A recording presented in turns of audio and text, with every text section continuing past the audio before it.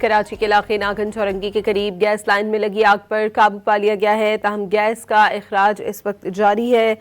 आपको ये बताएं, नागन चौरंगी के करीब गैस लाइन में लगी आग को बुझा दिया गया है। इलाके में गैस का इखराज जारी है। सुई सदरन का अमला भी तलब कर लिया गया है। मजीद जानते हैं डॉन न्यूज़ के नुमाइंदे आसिम खान से। जी आसिम, अपडेट कीजिएगा।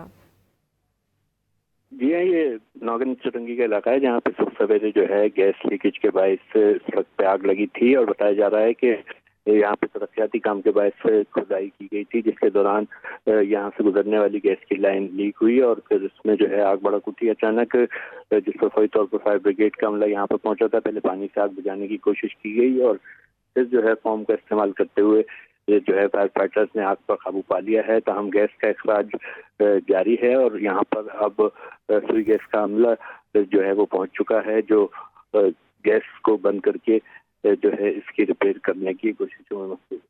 बहुत शुक्रिया आसिम खान आपका।